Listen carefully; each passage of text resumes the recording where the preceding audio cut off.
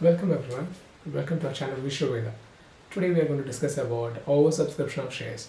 Everybody knows that why companies issue shares. Companies usually issue shares for raising funds from the market. Now let us understand what is this oversubscription of shares. So let's take an example. Let's assume that there's a company called Alpha. Alpha issues 1000 shares to the market. Now let us assume that there are some investors and they applied for 1200 shares. So company issued only 1000 shares, but the investors has actually applied for 1200 shares. This situation is what we call oversubscription shares, wherein the investors has actually applied for more number of shares than the company has actually issued to the market. Let us take a simple example to understand this concept. Let us assume that I am a bakery owner.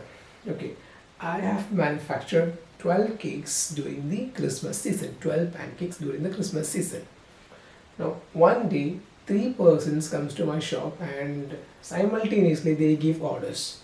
Like A says he wants 6 cakes, B says he wants 6 cakes, and C says he wants 4 cakes. So altogether, they have placed an order for 16 cakes. But how many cakes do I have with me? I have just 12 cakes with me, which means I cannot give them something more than 12. So the maximum number of cakes which I can give them is just 12. But how many cakes they have actually applied for, or they have actually placed the order for? They have placed the order for 16 cakes. So this kind of situation is what we call oversubscription. So with respect to companies, the company issued, let's assume that the company issued 1000 shares, but the subscribers, the investors has actually applied for 1200 shares. So here the number of shares applied by the shareholder, the investors, is much more than the shares which has been issued by the company. This situation is what we call oversubscription of shares. So what does the company do when it has got more number of shares than it can issue? First case is it can reject some applications. Take the example A, B, C.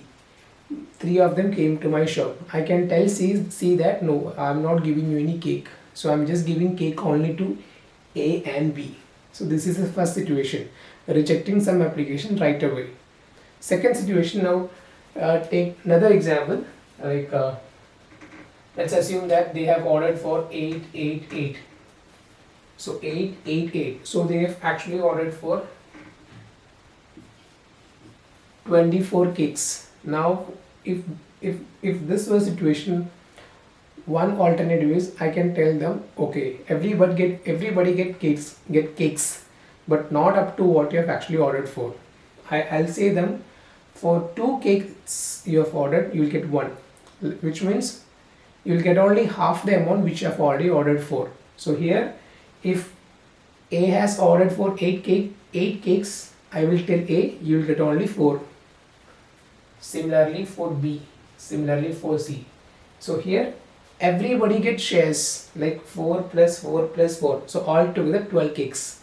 I have 12 cakes with me. But how many did they actually apply for?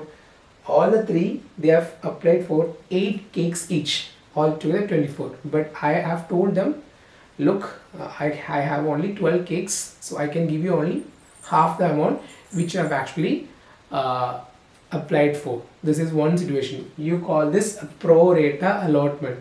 So you are telling the shareholders, you all will get shares, but not up to which you have applied.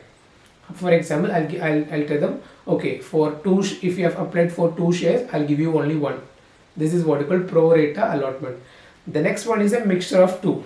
Like some shareholders, I'll tell them you won't get any shares, and the rest of them I'll tell them you will get shares in a certain proportion, like 2:1 or 3:1.